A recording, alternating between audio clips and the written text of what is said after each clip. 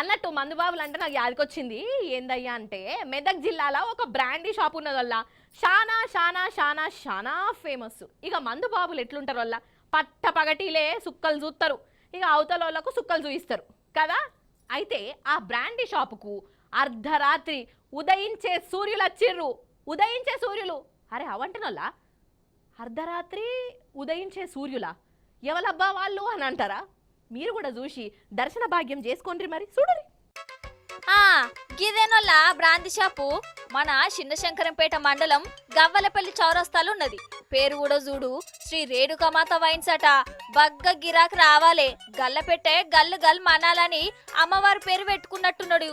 ఈ ఓనర్ ఎవరో గాని మంచిగానే పెట్టిండు పేరైతే.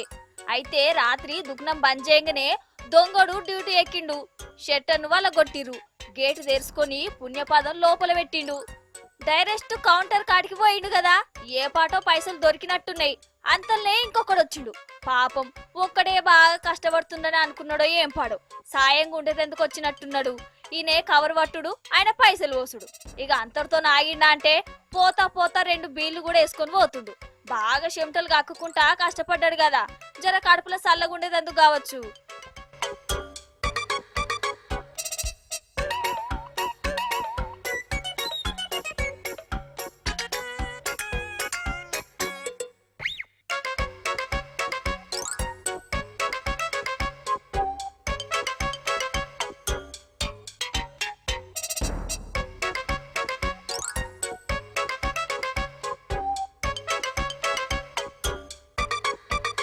ఈ దొంగోడు చూడు ఇంకా దేవులాడుతుండు కదా, ఏ బీళ్ళు గిల్లు జాంతనే అనుకుంటుండో ఏమో. ఈయనకు కావాల్సిన బ్రాంతి దొరుకుతలేనట్టున్నది కదా. ఆ కనబడ్డది, ఇంకేమున్నది, 6 ఫుల్ బట్టలు వేసుకున్నాడు. ఇంకో 2 చేతులుంటే మంచిగుండు. దేవుడు 2 చేతులు పెట్టిండని బాధపడుతుండు కావచ్చు.